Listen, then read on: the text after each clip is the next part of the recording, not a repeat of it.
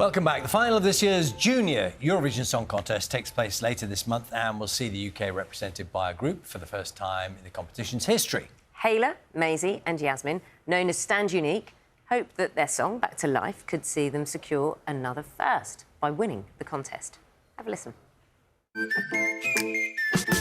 I get so distracted, I walk right into hell. My hands just start reacting. Am I under your spell? So let's go. I'm not scared of the dark, wanna go where the moon doesn't glow. No, I can't help it, I just cannot help myself. You get it, before our feet get buried tonight. Well, that's fine, 'cause maybe we can dance you back to life.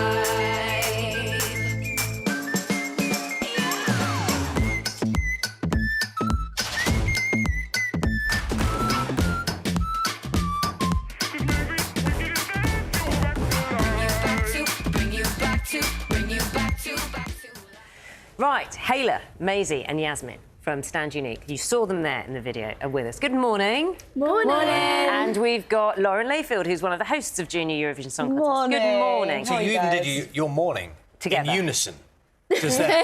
All done as one. And we were just saying, I hadn't heard that song before.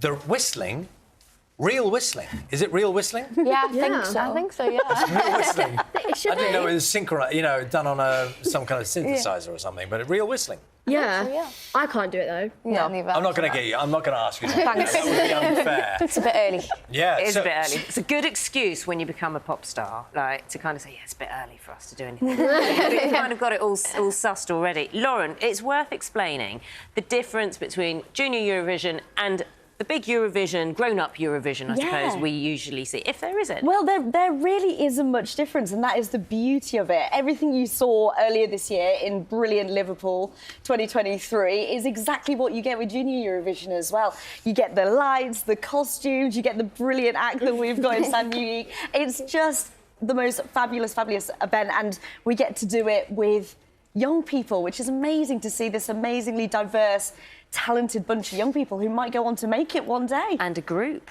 And not we've an got a individual. group this year. I mean, last year, obviously, Freya Sky was absolutely brilliant. She smashed it. She came 5th overall. She did wonderfully. You can see her there on screen. She was brilliant fun for us. But this year, I'm very excited we've got a group. We all love a good girl group. We're very much in an era at the minute as well, aren't we, of like girls representing in the pop music business, and these girls are so talented. Eurovision is massive. I mean, I don't know what you're thinking when you're looking at that stage and thinking that's going to be you in a few weeks' time. And that's the scale of the occasion. Has it kind of sunk in yet? Honestly, no, because it's so surreal, isn't it? It's just like, it's something that you can't really get over until you've actually like experienced it and done it, yeah. And it did take a while for it to sink in. Like, it was like 2 weeks after we got told and we were like, What have we just been told? like, it just sunk in. It still hasn't for me. Honestly. So, like, I think it'll probably sink in when we're on stage. yeah. Which is probably the best time to do it, so Literally. you can just bring your energy fresh to it. How did you three get together? Honestly. So we had some auditions, obviously, because obviously you had to go for auditions, and then we had this group rehearsal type thing, and I got put with Hayla first, and then we came down into the room, met Yaz, and then we sang it together, and then... And someone just clicked. Yeah. Oh, just like that? Yeah. Honestly, like, the And people kind of said... new. The people said, like, our chemistry was so strong. I'm like, we instantly just created the bond over that one thing. They just had to put us together, really. Yeah. Now, who is it whose grandfather is that you? Yeah, my grandfather was on it in 1987. He sung Only the Light. He was one of the backing dancers and backing singers. It was so. That's a family connection. Yeah. So I kind of carried the medal on, and then, but I'm doing it with two amazing girls. Absolutely. And have you watched your granddad's performance? Yeah, it was so funny, but it was amazing. Yeah. Why is it funny? I don't know. It's like, you know, when you see your granddad doing something, you'd never think you'd see him see. Because I saw him dancing, I was like, oh. It was like, Do you mean he was young?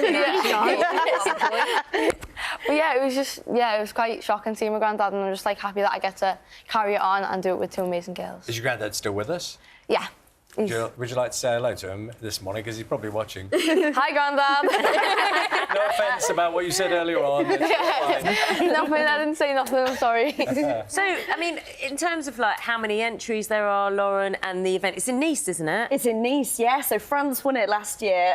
They had a brilliant song. Sandra had this amazing, you know, sort of like swinging tune. It was great, wasn't it? So they get to host it again this year, as they do. And yeah, not to scare you girls, but millions of people will be tuning in. Do you know what I like as well? The music isn't teeny boppy music. No. And I don't mean that in, you know, there's a market for that, but I think if you want lots of people to engage in Eurovision, it needs to kind of appeal to more than just other young people. Absolutely, and I think, I mean, Eurovision in itself had a bit of a reputation for a little while. It's like, oh, the songs are a bit cheesy, a bit corny. We know now that that has moved on massively. We saw this year some of the songs that came out of Big Eurovision, as I call it, were fantastic. And it's the same with these girls. Even when you're like 7 or 8, you're not listening to kind of cheesy music. You're exploring. You're like, what kind of music do you guys listen to?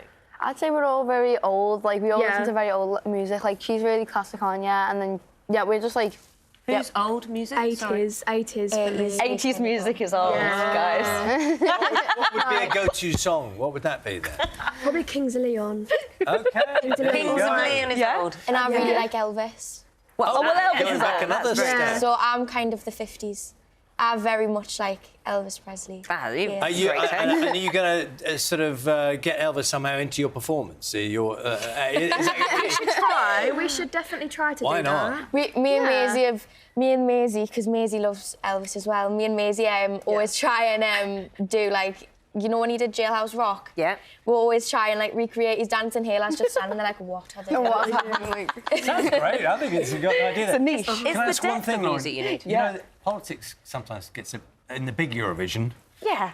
That plays a part. Is it sort of different with the young Eurovision? I do hope think so. it's different. I think everyone appreciates these are young up-and-coming singers. We don't have to be mean and not vote for certain countries, but we just encourage everybody. You can vote for your own country, I must say that much.